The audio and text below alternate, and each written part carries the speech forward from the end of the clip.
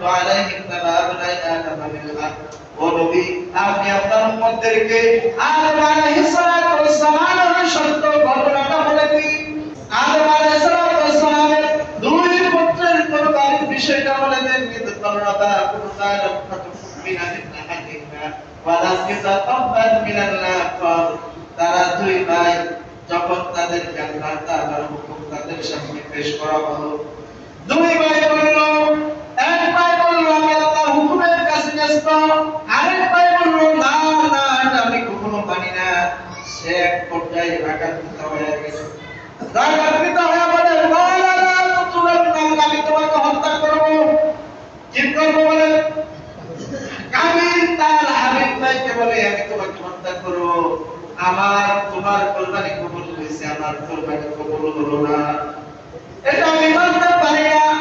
কাবিল হাবিব বলে বালা ইন্নামা ইয়াতাকাব্বালুল্লাহু মিনাল মুত্তাকিন। হুকুম তোমার কাছে আসছে, তুমি আল্লাহর হুকুম মানো না, এর জন্য তোমার কোরবানি আল্লাহ কবুল করে না। আল্লাহ তাআলা তো ওই ব্যক্তিটাই কবুল করে, বালা ইন্নামা ইয়াতাকাব্বালুল্লাহু মিনাল মুত্তাকিন। যে ব্যক্তি ফরজগার, যে ব্যক্তি খালেস নিয়তে আল্লাহর জন্য দান করে, আল্লাহ রাব্বুল আলামিন ওই ব্যক্তিটাই কবুল করে। আমি খালেস নিয়তে আল্লাহর হুকুমের প্রতি উপর ছিলাম, আল্লাহ তাআলাকে রাজি খুশি করার উদ্দেশ্যে, এর জন্য আমার কুরবানি কবুল হয়েছে, তোমার কুরবানি কবুল হয় না।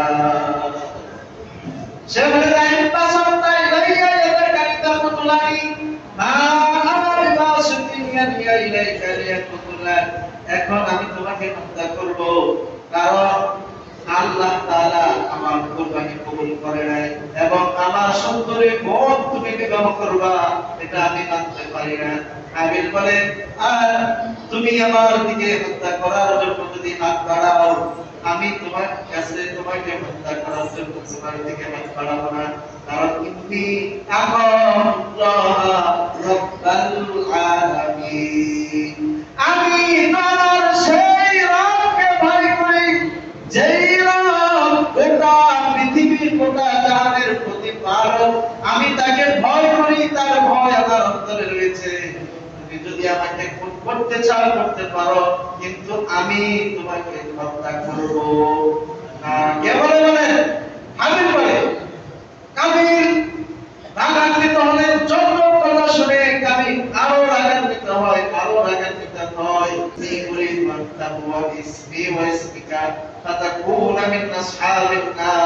হাবিল বলে, আমি চাই তুমি আমাকে খুন করো, আমার বাপ তোমার বাপ সব কিছু তুমি তোমার মাথায় নিয়া ফাতাকুনা মিন আসহাবিন নার, তুমি জাহান্নামী হও।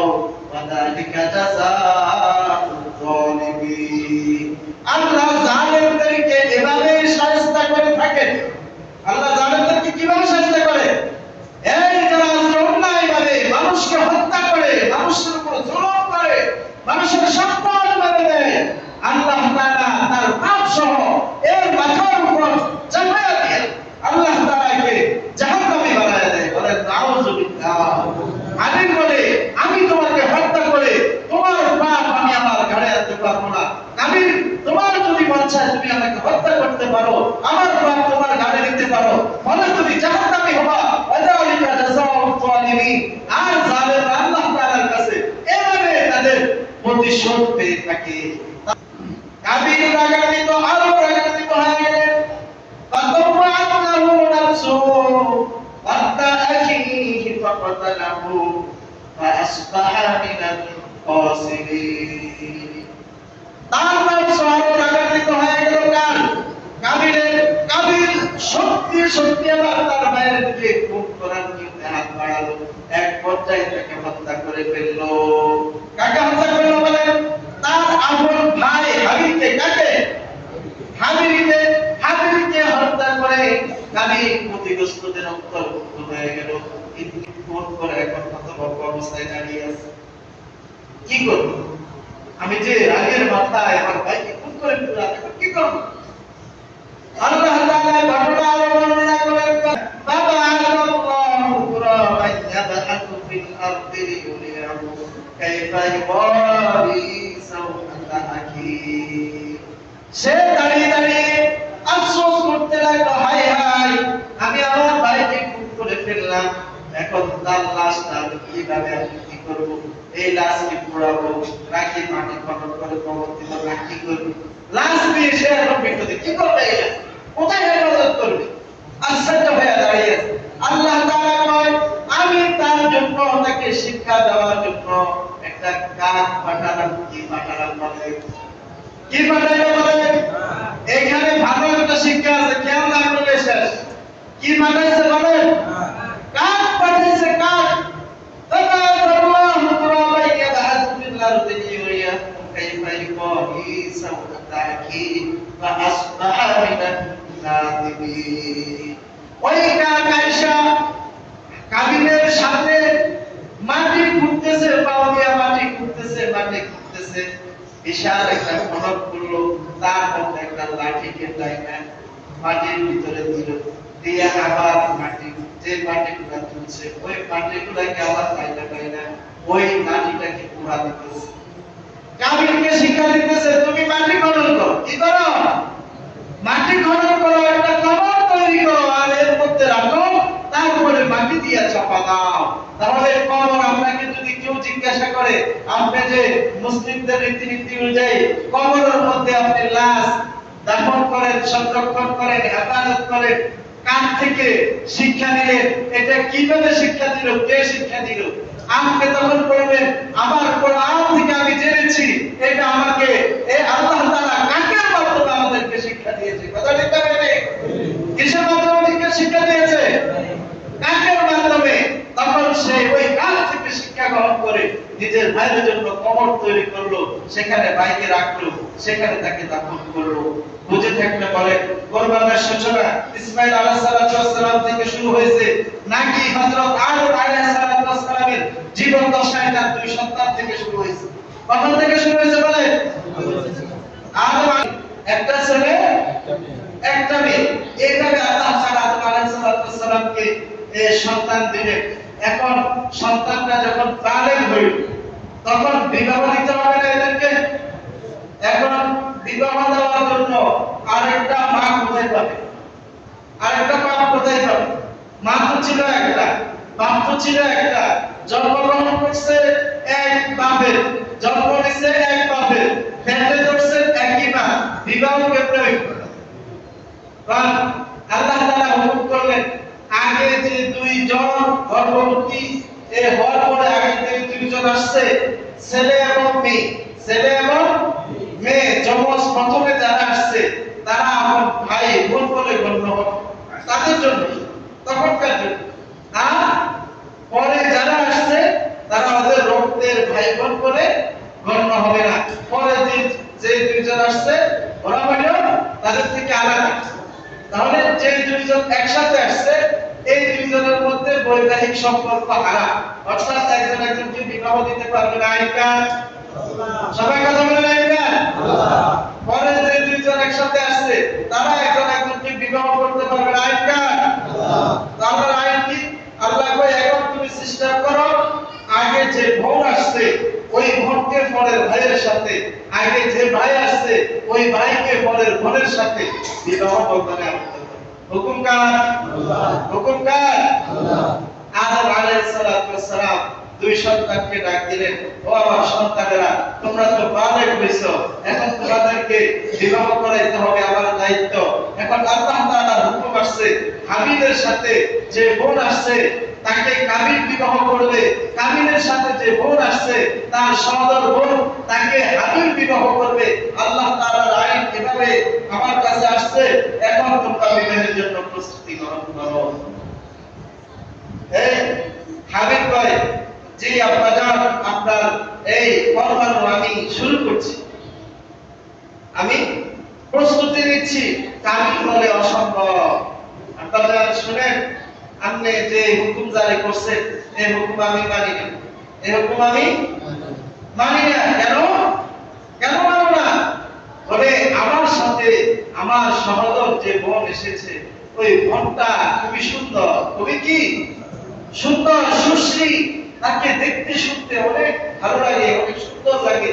আর আমার ভাই হাবিলের সাথে যে বোন আসছে, যেটা এখন আল্লাহ তাআলার হুকুম মতো আমার ভাগে পড়ে, ওটা কালো কুসরি, ওটা দেখতে তেমন ভালো লাগে না, ওটা আমি নিব না। আমার সাথে যে বোন আসছে তাকে আমি বিবাহ করব, হাবিবের সাথে যে বোন আসছে তাকে হাবিব বিবাহ করব। কে কয় এই কথা? কামিল বলে, সবাই মুখে বলে, কে বলে? কামিল বলে। আদম আলাইহিস সালাম কয় আমি আল্লাহর হুকুমের বাইরে যেতে পারবো না। এখন কয় আমরা তাহলে ফয়সালা দিন কি করতে হবে? আদম আলাইহিস সালাম কয় উপায় একটা আছে। কয়টা? তোমরা দুইজনে আল্লাহ তাআলার কাছে কুরবানি দাও। আল্লাহ তাআলার কাছে কি দাও? কুরবানি দাও। যার কুরবানি কবুল হবে তারটাই রায় হবে। হাবিব এই পশু পাখি পালন করতো, এই ভেড়া, দুম্বা, এই ওট সহ বিভিন্ন পশু পালন করতো। সে সেখান থেকে একটা মোটা তাজা দুর্বানি পাহাড়ের চূড়ায় দিয়ে আসছে। আর কাবিল কৃষি চাষ করতো, এই ভুষা বিভিন্ন এগুলা চাষ করতো, সেখান থেকে ধান গম কিছু ব্যবস্থা করে সে এগুলা পাহাড়ের চূড়ায় দিয়ে আসছে। তো তখনকার কোরবানি কবুল হওয়ার আলামত হলো কি? এখন তো আমরা কোরবানি জবে করি, তখন জবে হইতো না। এই যে বজ্রপাতের আগে একটা খাইজিলিক মারে না, আগুনের ঝিলকি আসে না, এরকম আগুনের ঝিলকি আসা ওই কোরবানি, যে কোরবানিকে যে কোরবানি তোর করবে ওই কোরবানি পুরো ছাই হয়ে যাবে। ওই কোরবানি পুরো কি হবে? ছাই হয়ে যাবে। যারটা আপনি স্পর্শ করবে তার কোরবানি কবুল হয়েছে, আর যারটা স্পর্শ করবে না তার কোরবানি কবুল হয় নাই। দুই ভাই দেওয়ার পরে হাবিবের কোরবানির উপরে আগুনের ঝিলকি আসা তার কোরবানিকে জ্বালায় পড়ে ছাই করে দিয়েছে। এখন হাবিবের কোরবানি কবুল হয়ে গেছে, কাবিলেরটা কোরবানি কি হয় না? বলে কেন কবুল হয় না? অন্তর খারাপ, আল্লাহ হুকুম মানে। কেন হুকুম মানে? আমাদের কাছে এরকম, আমাদের অঞ্চলে এখন বর্তমানে এরকম স্বভাবের কিছু লোক নাই, নাই বুঝি? আল্লাহর হুকুম, এই আল্লাহর হুকুমে কি হয়েছে এটা আমি একটা বুঝলাম, বলে কি বলে না? এমন নাস্তিক মুরতাদ দেশে আছে, মুসলমানের পেট থেকে জন্মগ্রহণ করে, আছে না নাই? আছে। তখন আদম আলাইহিস সালাম যদিও পয়গম্বর ছিলেন, তার পেট থেকে আসা এই কাবিল অস্বীকার করে বসলো, তার কুরবানি আল্লাহর দরবারে কবুল হইল না। এখন সে রাগান্বিত হয়ে গেছে। কি হয়েছে বলেন? রাগান্বিত হয়ে গেছে। সে কয় আমার কুরবানি কবুল হইল না, আমার ভাইয়ের কুরবানি কবুল হইল, এটা তো ভালো না। ঘটনা আল্লাহ তাআলা কোরআনের মধ্যে দিয়ে দিয়েছে। আমার ঘটনা আমি বলতেছি নাকি? আমি বানাই বলিনি। সূরাতুল মাইদা আয়াত 27 থেকে 31 নম্বর আয়াত পর্যন্ত আল্লাহ তাআলা বিস্তারিত বর্ণনা করছেন। এর বিষয়, এই বিষয়গুলো তুলে ধরছেন। এবারে আগে বলেন এই বিষয়গুলো কোরবানি আসলো কোথা থেকে? বলে কোরবানি শুরু হয়েছে কোথা থেকে? আদম আলাইহিস সালাম থেকে। কোথা থেকে? পৃথিবীর প্রথম মানব থেকে কোরবানি শুরু। কোরবানি আদম আলাইহিস সালাম থেকে কোরবানি শুরু। এখন আপনারা যদি কেউ প্রশ্ন করে আপনি যে কোরবানি নিতে এখন আপনি কোরবানি দিবেন, বলেন তো কোরবানির সূচনা কখন থেকে হয়েছে? আদম আলাইহিস সালাম থেকে, পৃথিবীর প্রথম থেকে। পৃথিবীর প্রথম থেকে হযরত আদম আলাইহিস সালাম থেকে ওনার দুই পুত্র থেকে কোরবানি শুরু। আমি বলি বলছেন কে? সবাই বলে বলছেন কে?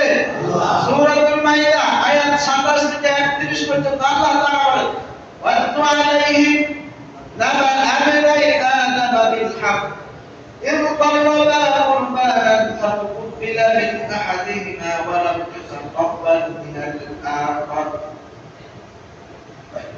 قال لأقتلنك قال إنما يتقبل الله من المتقين لئن بسطت إلي يدك لتقتلني ما أنا بباسط يدي إليك لأقتلك إني أخاف الله رب العالمين إني أريد أن تبور باسمي واسمك فتكون من أصحاب النار وذلك جزاء الظالمين فطوعت له نفسه قتل أخيه فقتله